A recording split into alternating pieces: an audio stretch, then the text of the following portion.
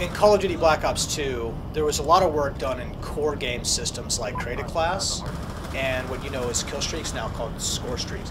Those two key systems have been rethought about, right?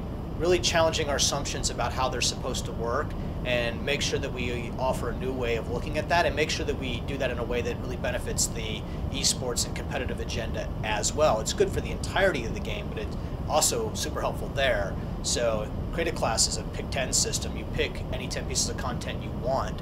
You don't have to take content from a category, and you can use a special type of content called wildcards to break the traditional rules of Create a Class, like a wildcard that lets you take 2 perks from the same category, or one that even lets you take 3 attachments on a gun. So a very important component of the strategy as a whole is esports and how you also use content to create the most diverse classes possible, which creates a really good competition field, also creates a really good spectating experience. Same thing with score streaks, right? Those are now able to be balanced off of how well the player is doing in a game mode specifically.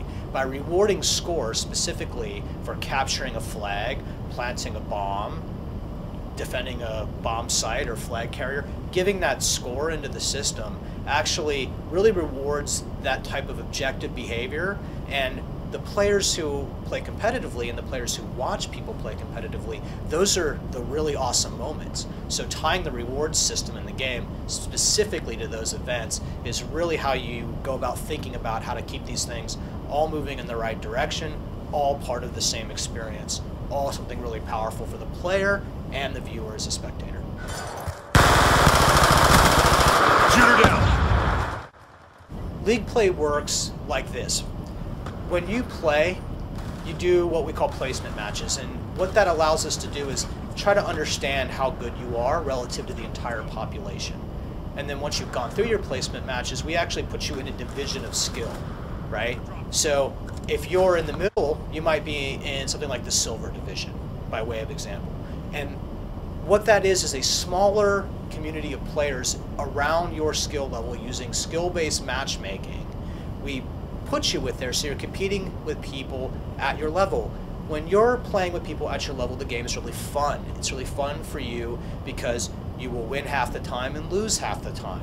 And when you almost win, that's almost as much fun as winning, but completely getting decimated cannot be that much fun some of the time. And simply always decimating your opponent isn't much of a challenge. So competition's really built around this idea that I'm going to win or I'm going to almost win, and that's when you're having the most fun in the game. Those last minute come from behind victories feel really good as a player, and the purest competition side of the game gets exposed to you as a player in league play that way.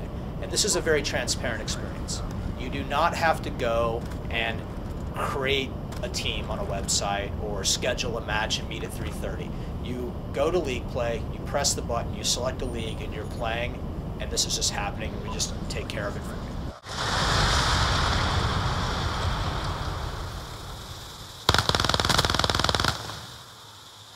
League play does not replace the normal matchmaking experience that you know.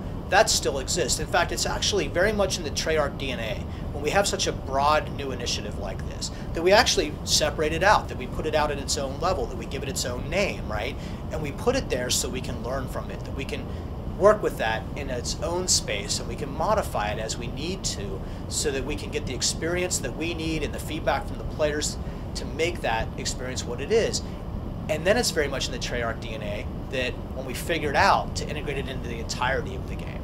And you saw that in our last game with combat training and wager matches, right? Whereas in Black Ops 2, wager matches are now party games and they're part of the core experience. Combat training was separate, now it's integrated. So it's very much like us to take something, it's very much in the Treyarch DNA to take something and have it be its own thing. And we would never really jeopardize the core thing that all the fans know and love, right? We want them to have that experience too, but this is a new experience and a new way to experience the game.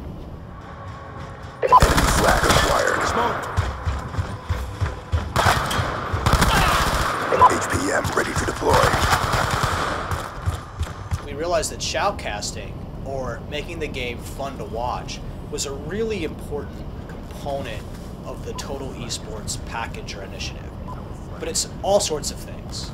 It's, one, the sport itself, league play, competitive game, really fun battles with skill-based matchmaking so that you're playing people of an equal skill.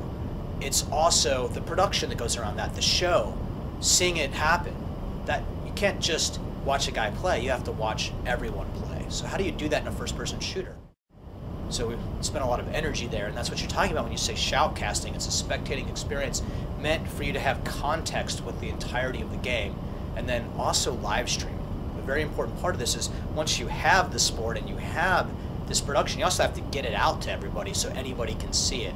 So the game natively supports live streaming. You just turn it on and you're live streaming your game to the internet.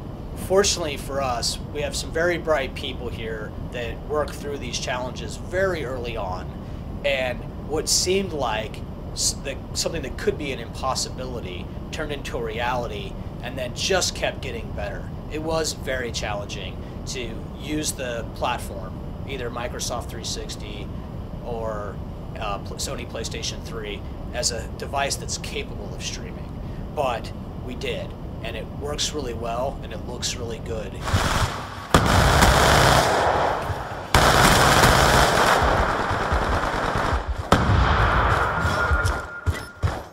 Call of Duty Black Ops 2 supports up to 18 players at once, and is shoutcasters just like a player in the game. So most games are usually played 6 on 6. Competition is often played 4 on 4. So there's plenty of room available in this game for one or more shoutcasters.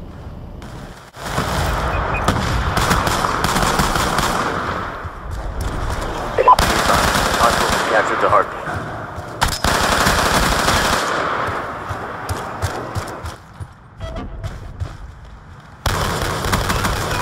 HPM ready to deploy. Care package on standby. Call of Duty Black Ops 2 will be available for 360, PlayStation 3, and PC on November 13th.